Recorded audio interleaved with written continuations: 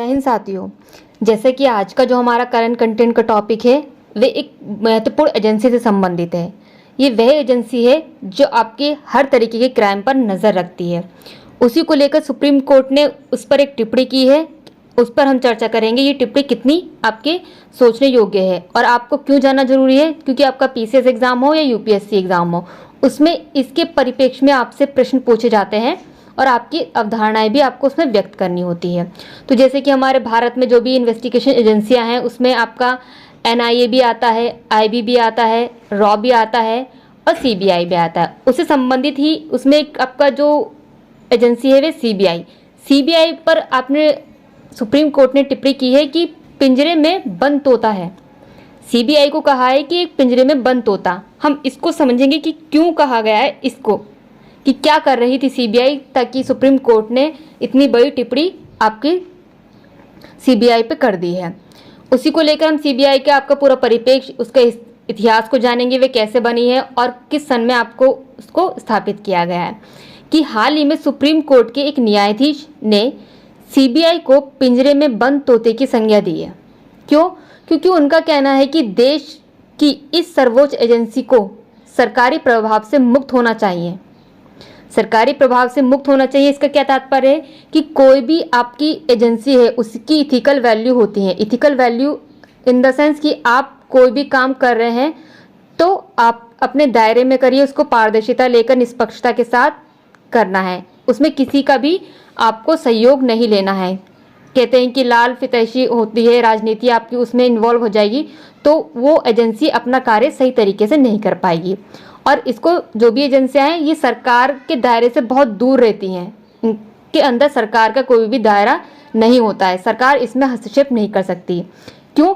क्योंकि आपका supreme court में इस पर नज़र गई। सुप्रीम कोर्ट में नज़र जाने के बावजूद कि सीबीआई सरकार के दायरे में आ रही है, सरकार से कुछ अपना तालमेल बिठा रही है, तभी न्यायाधीश ने ये तंज कसा है कि सीबीआई पिंजरे में बंद तोते के समान है। अब हम समझते हैं कि इसके लिए कुछ ज़रूरी बातें जानेंगे हम। क्या हुआ है कि सीबीआई को एक स्वतंत्र पेशेवर निकाय के रूप में अपना अस्तित्व बनाए रखने की आवश्यकता है। कि सुप्रीम कोर्ट ने डायरेक्टली बोल दिया है कि सीबीआई को अपना अस्तित्व बनाए रखने के लिए एक अलग से महत्वपूर्ण भूमिका निभाते हैं। भले ही ये कार्यपालिका को रिपोर्ट करती है, लेकिन इसे कानून और न्याय पर स्थायी समिति के माध्यम से संसदीय निगरानी में रखा जाना चाहिए। क्योंकि सीबीआई अपनी रिपोर्ट जो है कार्यपालिका को सौंपती है, लेकिन इसे कानून और न्याय पर स्थायी समिति के माध्यम से संसदीय निगरानी रखनी चाहिए। वहीं इसके कर्मचारी स्वतंत्र होने चाहिए, यानी कि कर्मचारियों की भर्ती स्वतंत्र रूप से की जाए। कर्मचारियों की भर्ती स्वतंत्र रूप से कहने का तात्पर्य है कि किसी की भी रजामंदी से नहीं हो, सरकार तो इसमें बिल्कुल भी इन्वॉल्व नहीं होनी चाहिए। वहीं एजेंसी को कार्मिक और प्रशिक्षण विभाग और पीएमओ के बजाय कानून और न्याय मंत्रालय को रिपोर्ट करनी चाहिए कि ये कदम आपको उठाने ही चाहिए, इसको मद्देनजर रखते हुए सुप्रीम कोर्ट ने कहा है।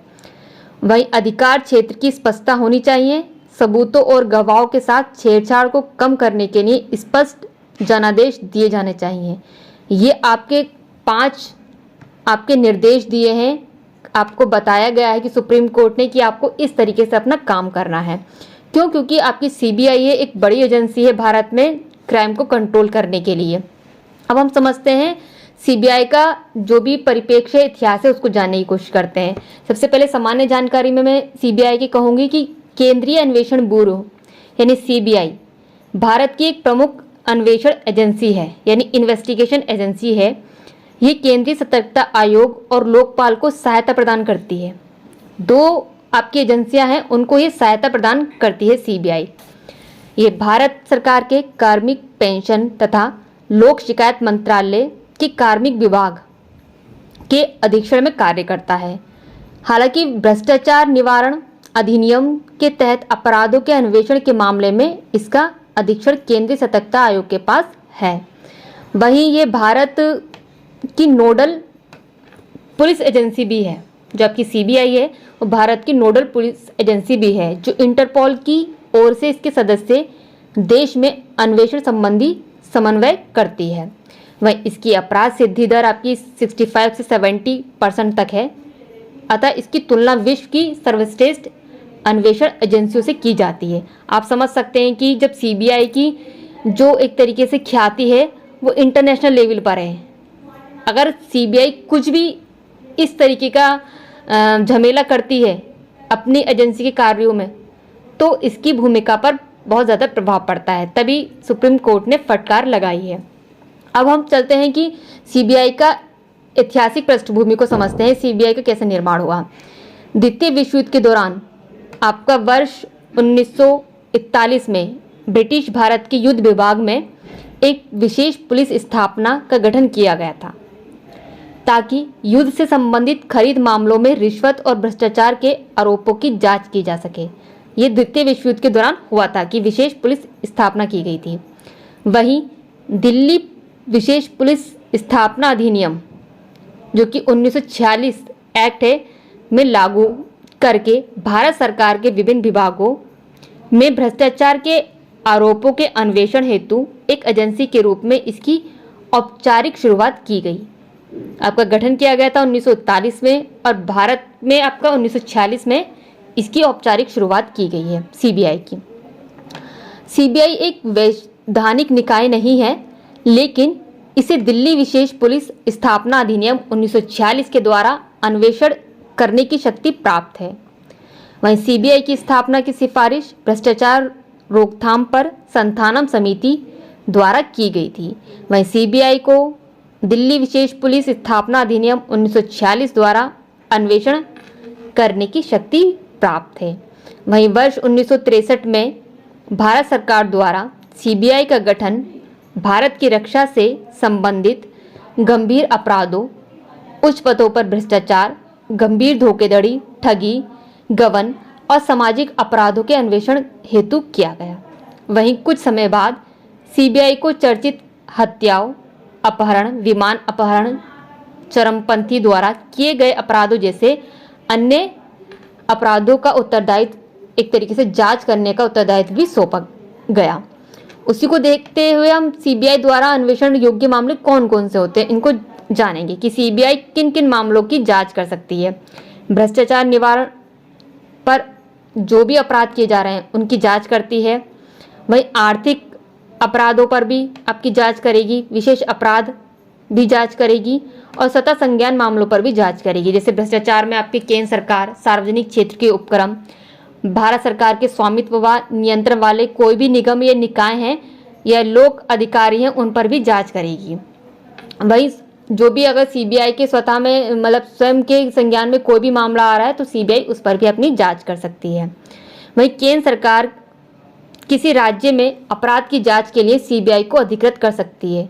यदि केंद्र सरकार चाहे तो किसी भी राज्य में सीबीआई को भेज सकती है कि आप वहाँ पर कोई भी अपराध हुआ है, आप जाकर जांच कीजिए, क्योंकि ये एजेंसी आपकी केंद्र की है, आपको राज्यों में भी भेज सकती है। लेकिन ऐसा केवल संबंधित राज्य की सरकार की सहमति से ही होता है कि आपको, जैसे कि सेंट्रल ब्यूरो है, ये मतलब केंद्र की ही एजेंसी है, अगर आपका कोई भी किसी भी राज्य में कोई भी अपराध होता है वहाँ पर भेजती है, लेकिन उस राज्य की सहमति लेना बहुत ज़्यादा जरूरी है। वहीं सुप्रीम कोर्ट और उच्च न्यायालय सीबीआई को राज्य की सहमति के बिना भी देश में कहीं भी किसी भी अपराध की जांच का आदेश दे सकता है। सुप्रीम कोर्ट ऐसा है कि वो सीबीआई को आदेश दे सकता है कि सरकार नहीं भी दे रही है तब भी सुप्रीम कोर्ट सीबीआई को जांच का आदेश दे सकता है कि आप उस राज्य में जाके उस अपराध की आप जांच कर सकते हैं। वहीं आपका जो सीबीआई का निर्देशक की भूमिका क्या है।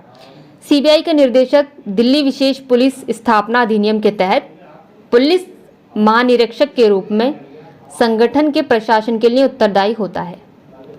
वहीं वर्ष 2014 तक सीबीआई निर्देशक की नियुक्ति डीएसपीई अधिनियम 1946 के पर की जाती रही थी।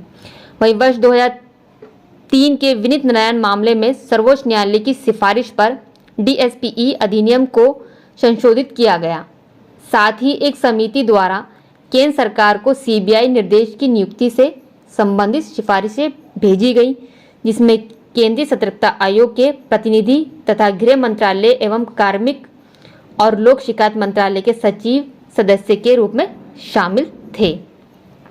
वहीं वर्ष 2014 में लोकपाल अधिनियम ने सीबीआई निदेशक के नियुक्ति के लिए एक समिति का प्रावधान किया था, जिसके अध्यक्ष प्रधानमंत्री और अन्य सदस्य विपक्ष के नेता, जो सबसे बड़ा दल है उसका विपक्ष का नेता, भारत का मुख्य न्यायाधीश, सर्वोच्च न्यायालय या उच्च न्यायालय का न्यायाधीश, वहीं आपके गृह मंत्रालय, कार्मिक एवं प्रशिक्षण विभाग को योग्य उम्मीदवारों की एक सूची भेजता है।